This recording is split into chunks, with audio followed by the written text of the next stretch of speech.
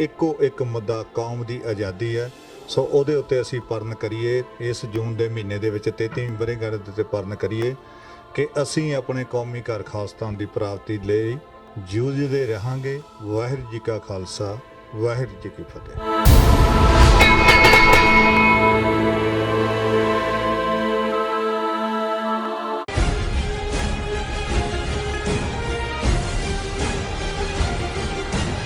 Viewers welcome back to our program. Viewers ਜਿਸ ਤਰ੍ਹਾਂ ਕਿ ਜੋ ਸਾਡਾ ਸੈਕੰਡ ਵਾਲਾ ਇਸ਼ੂ ਸੀ ਉਹ ਇਹ ਸੀ ਕਿ ਜਿਸ ਤਰ੍ਹਾਂ ਕਿ ਪੈਟ ਬੁਕੈਨਨ ਨੇ ਆਪਣੀ ਲਿਖਤ ਵਿੱਚ ਲਿਖਿਆ ਔਰ ਡਾਕਟਰ ਸਾਹਿਬ ਨੇ ਇਹ ਆਰਟੀਕਲ ਤੁਹਾਡੇ ਸਾਰਿਆਂ ਨਾਲ ਸ਼ੇਅਰ ਕੀਤਾ ਔਰ ਇਸ ਦਾ ਹੈਡਿੰਗ ਸੀ ਕਿ ਈਰਾਨ ਨਾਲ ਜੰਗ ਅਮਰੀਕਾ ਤੇ ਖੂਨੀ ਤਬਾਹ ਛੱਡ ਜਾਵੇਗੀ। ਸੋ ਇਸ ਉੱਪਰ ਡਾਕਟਰ ਸਾਹਿਬ ਨੇ ਆਪਣੇ ਵਿਚਾਰ ਦਿੱਤੇ। ਆਈ ਹੋਪ ਤੁਹਾਨੂੰ ਸਾਰਿਆਂ ਨੂੰ ਪਸੰਦ ਆਏ ਹੋਣਗੇ ਔਰ ਸਾਨੂੰ ਤੁਹਾਡੀਆਂ ਲਿਖਤਾਂ ਮਿਲ ਚੁੱਕੀਆਂ ਨੇ। ਅਸੀਂ ਥੋੜੇ ਹੀ ਪਲਾਂ ਵਿੱਚ ਇਹਨਾਂ ਨੂੰ ਤੁਹਾਡੇ ਨਾਲ ਸਾਂਝਾ ਕਰਨ ਜਾ ਰਹੇ ਹਾਂ। ਤੁਸੀਂ ਸਾਡੇ ਨਾਲ ਇਸੇ ਤਰ੍ਹਾਂ ਹੀ ਜੁੜੇ ਰਹਿਣਾ ਔਰ ਲਿਖਣ ਲਈ ਤੁਹਾਡਾ ਸਭ ਦਾ ਬਹੁਤ ਬਹੁਤ ਸ਼ੁਕਰੀਆ। ਜੋ ਅੱਜ ਦਾ ਅਗਲਾ ਇਸ਼ੂ ਹੈ ਉਸ ਉੱਪਰ ਆਪਾਂ ਡਾਕਟਰ ਸਾਹਿਬ ਕੋਲੋਂ ਉਹਨਾਂ ਦੇ ਵਿਚਾਰ ਸੁਣਦੇ ਹਾਂ। ਜੀ ਡਾਕਟਰ ਸਾਹਿਬ ਕੀ ਕਹਿਣਾ ਚਾਹੋਗੇ? ਦੇਖੋ, ਅਕਸਰ ਦੋਸਤਾਂ ਦੀ ਕੰਪਨੀ 'ਚ ਇਹ ਹੁੰਦਾ ਹੈ ਕਿ ਜਦੋਂ ਕੋਈ ਬੜੀਆਂ ਜਿਹਨੂੰ ਸ਼ੇਖੀਆਂ ਬਘਾਰਨਾ ਕਹਿੰਦੇ ਨੇ, ਬੜੇ ਜਿਹੜਾ ਉਹ ਅੱਜ ਦੀ ਪੰਜਾਬੀ ਤੋਂ ਉਹਨੂੰ ਫੁਕਰੀਆਂ ਮਾਰਨੀਆਂ ਵੀ ਕਹਿੰਦੇ ਨੇ ਜੀ, ਕਰ ਰਿਹਾ ਹੋਏ ਆਪਣੀ ਬਹਾਦਰੀ ਦੀਆਂ, ਤੇ ਕੋਈ ਦੋਸਤ ਐਸਾ ਬੈਠਾ ਹੋਏ ਜਿਹਨੇ ਦੇਖਿਆ ਹੋਇਆ ਵੀ ਸਾਲ 2 ਸਾਲ ਪਹਿਲਾਂ ਕਿਵੇਂ ਕੁੱਟ ਖਾ ਕੇ ਦਮਦਮਾ ਕੇ ਭੱਜਿਆ ਸੀ, ਉਹ ਫਿਰ ਕੁਛ ਨਹੀਂ ਕਹਿੰਦਾ, ਉਹਨੂੰ ਕਹਿੰਦਾ ਉਹ ਵੇਲਾ ਯਾਦ ਕਰ, ਉਹ ਵੇਲਾ ਜੀ।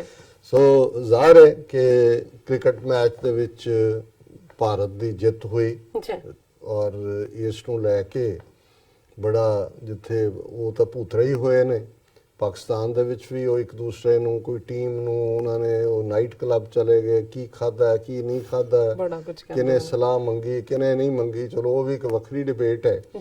ਪਰ ਜ਼ਾਹਿਰ ਹੈ ਕਿ ਜਿਹੜੀ ਚੰਗੀ ਖੇਡ ਹੁੰਦੀ ਹੈ, ਡਿਸਿਪਲਿਨ 'ਚ ਹੁੰਦੀ ਹੈ ਔਰ ਉਹ ਜਿੱਤਦੇ ਨੇ। ਔਰ ਮੇਰਾ ਖਿਆਲ ਹੈ ਵੀ ਸਪੋਰਟਸ ਦੇ ਵਿੱਚ ਚੰਗੇ ਪਲੇਅਰ ਨੂੰ ਜਾਂ ਚੰਗੀ ਖੇਡ ਖੇਡਣ ਵਾਲੇ ਨੂੰ ਦਾਦ ਦੇਣੀ ਚਾਹੀਦੀ ਹੈ, ਉਹਦੇ 'ਚ ਖਾਮਖਾ ਸਿਆਸਤ ਨਹੀਂ ਘੜੀਸਣੀ ਚਾਹੀਦੀ।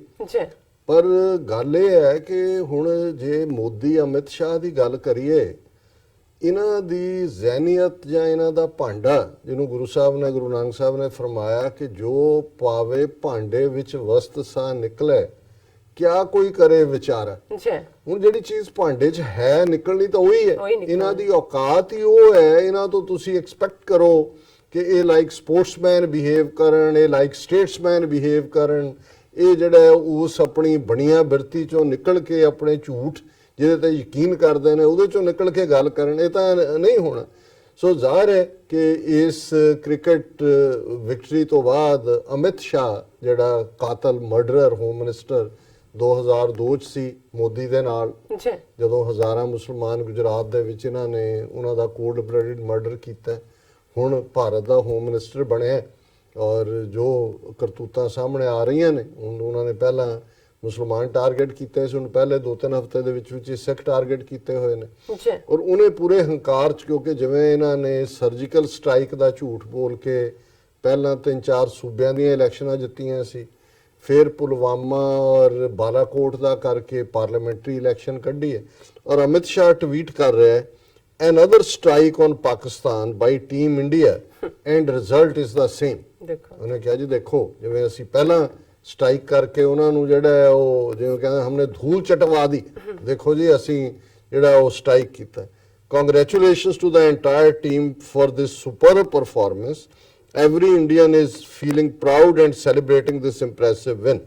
ਚਲੋ ਇਹ ਸਮਝ ਵਧਾਈ ਦੇਣੀ ਆਪਣੀ ਟੀਮ ਨੂੰ ਦੂਜਾ, ਪਰ ਉਹਦੇ 'ਚ ਜਿਹੜੀ ਗੱਲ ਬਿਲਕੁਲ ਨਹੀਂ ਬਣਦੀ, another strike on ਪਾਕਿਸਤਾਨ। ਔਰ ਜ਼ਾਹਿਰ ਹੈ ਕਿ ਜਿਹਨੂੰ ਕਹਿੰਦੇ ਨੇ ਕਿ ਵੀ ਟਿਟ ਫॉर ਟੈਟ, ਔਰ ਨਾਲ ਦੀ ਨਾਲ ਜਿਨ੍ਹਾਂ ਨੂੰ ਮੈਂ ਹਮੇਸ਼ਾ ਐਡਮਾਇਰ ਕਰਦਾ, Asif Ghafoor, inter service public relation ਦੇ ਮੇਨ ਜਿਹੜਾ ਕਿ ਆਰਮੀ ਦੀ ਹੀ ਸਪੋਕਸਪਰਸਨ ਦੇ ਤੌਰ ਤੇ ਉਹਨਾਂ ਨੂੰ ਜਾਣਿਆ ਜਾਂਦਾ ਹੈ, ISPR ਨੂੰ। ਔਰ ਆਸਿਫ ਗਫੂਰ ਜੀ ਨੇ ਨਾਲ ਦੀ ਨਾਲ ਯਾਦ ਵੀ ਕਰਵਾਤਾ, ਉਹਨਾਂ ਨੇ ਕਿਹਾ ਜੀ ਵੀ ਡੀਅਰ ਅਮਿਤ ਸ਼ਾਹ 27 ਫਰਵਰੀ को याद करो। 27 ਫਰਵਰੀ ਉਹਨਾਂ ਦਾ ਐਗਜ਼ੈਕਟ ਟਵੀਟ ਹੈ। ਉਹਨਾਂ ਨੇ ਇਹ ਕਿਹਾ ਕਿ ਇਹ ਗੱਲ ਦੇਖ ਲਓ, dear Amit Shah, yes your team won a match, well played. ਇਹ ਹੈ ਕਿ ਬਈ ਜਿੱਤੀ ਹੈ, ਉਹਨਾਂ ਚੰਗਾ ਖੇਡੇ ਨੇ, two things with different denominations can't be compared ਕਿ ਦੋ ਅੱਡ-ਅੱਡ ਚੀਜ਼ਾਂ, ਇੱਕ ਖੇਡ ਦਾ ਮੈਦਾਨ ਹੈ, ਇੱਕ ਜੰਗ ਦਾ ਹੈ, ਇਹ ਇਹਨਾਂ ਨੂੰ ਜਿਹੜਾ ਕਦੇ ਵੀ ਇਹਨਾਂ ਦਾ ਮੁਕਾਬਲਾ ਨਹੀਂ ਕਰਨਾ ਚਾਹੀਦਾ। So are strikes and match. Strike ਇੱਕ ਵੱਖਰੀ ਚੀਜ਼ ਹੈ, ਮੈਚ ਇੱਕ ਵੱਖਰੀ ਚੀਜ਼ ਹੈ। If in doubt, please see results of our Nowshera counter strikes and response to Indian Air Force violation on 27th February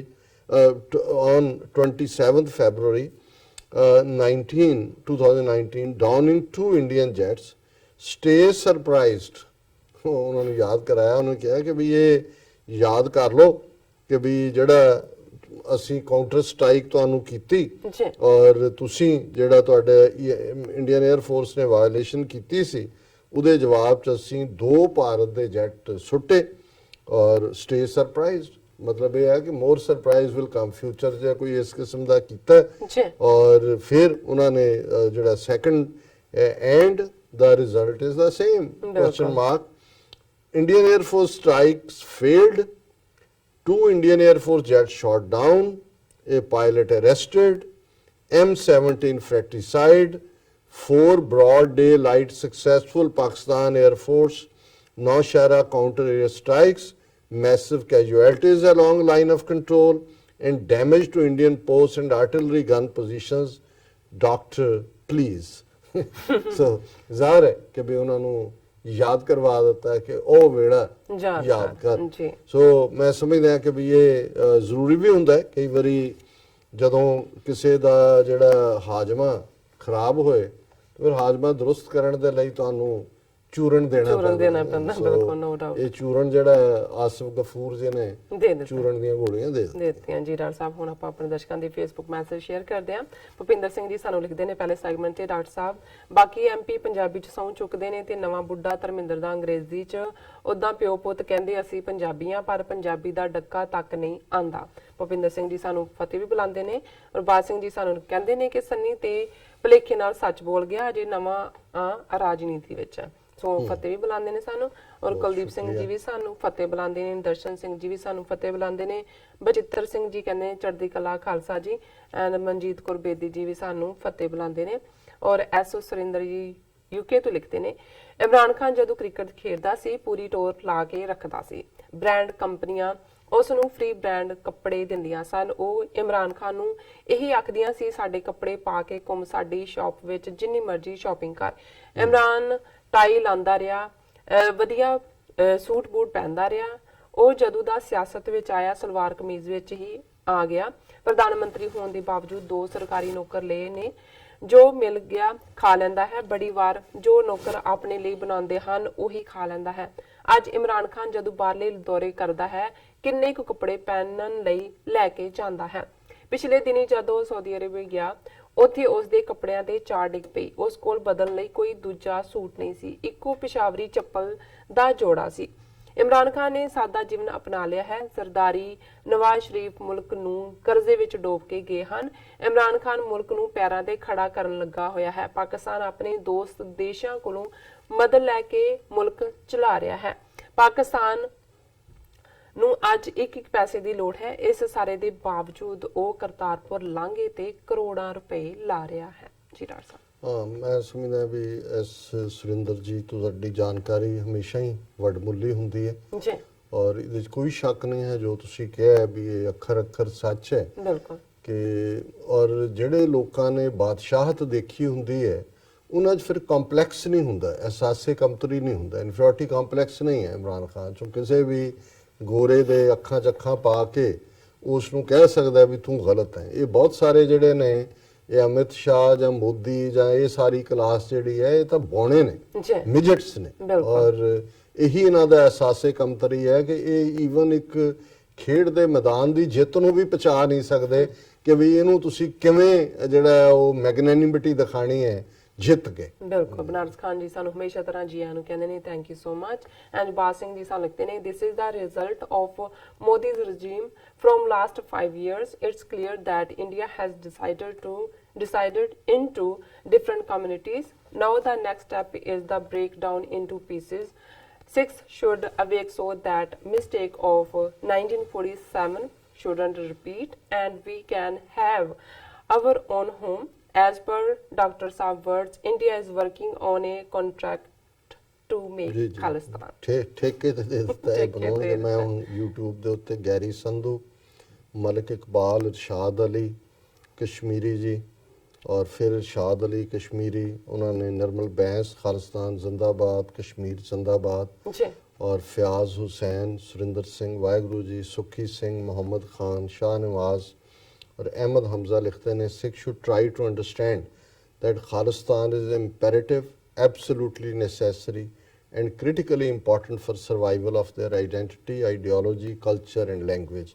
ਬਿਲਕੁਲ ਤੁਸੀਂ ਠੀਕ ਲਫ਼ਜ਼ ਦੋ ਫਿਕਰਿਆਂ ਦੇ ਵਿੱਚ ਤੁਸੀਂ ਸਾਡੀ ਸਾਰੀ ਸਟਰਗਲ ਨੂੰ ਡਿਫਾਈਨ ਕਰ ਦਿੱਤਾ ਹੈ ਕਿ ਜੀ। ਕਿਉਂ ਸਾਨੂੰ ਆਪਣਾ ਮੁਲਕ ਚਾਹੀਦਾ ਹੈ। बिल्कुल ਇਸ ਤੋਂ ਬਿਨਾ ਸਾਡੀ ਤਹਿਜ਼ੀਬ, ਸਾਡੀ ਵਿਚਾਰਧਾਰਾ, ਸਾਡੀ ਜ਼ਬਾਨ ਔਰ ਸਾਡੀ ਹੋਂਦ ਜਿਹੜੀ ਹੈ ਉਹ ਮਿਟ ਜਾਏਗੀ। ਮਿਟ ਜਾਏਗੀ। ਫਿਰ ਉਹਨਾਂ ਨੇ ਕਿਹਾ Sikhs direly need a visionary leadership in Punjab that could fight for their rights and ultimately could lead Sikhs to freedom।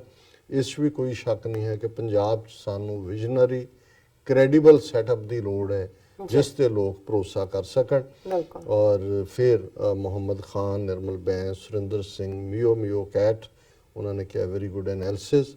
ਔਰ ਭੈਣ ਜੀ ਰਾਜਵਿੰਦਰ ਕੌਰ, ਉਹਨਾਂ ਨੇ ਜਿਹੜਾ ਸਰਾਹਨਾ ਕੀਤੀ ਹੈ ਪ੍ਰੋਗਰਾਮ ਦੀ। जी ਔਰ ਇਹਨਾਂ ਸਾਰੇ ਹੀ ਵੀਰਾਂ ਭੈਣਾਂ ਦਾ ਬਹੁਤ ਬਹੁਤ ਬਹੁਤ ਸ਼ੁਕਰੀਆ। ਦੂਸਰੇ ਸੈਗਮੈਂਟ ਤੇ ਮੇਰੇ ਕੋਲ ਮੈਸੇਜ ਨੇ। ਭਾਈ ਗੁਰਮੀਤ ਸਿੰਘ ਬੱਬਰ ਜੀ ਵੀ ਸਾਨੂੰ ਲਿਖਦੇ ਨੇ, ਸਿੰਘ ਸੁਰਿੰਦਰ ਵੀ ਸਾਨੂੰ ਲਿਖਦੇ ਨੇ, ਜੀਤਾ ਸੁਰਿੰਦਰ ਜੀ ਵੀ ਸਾਨੂੰ ਲਿਖਦੇ ਨੇ।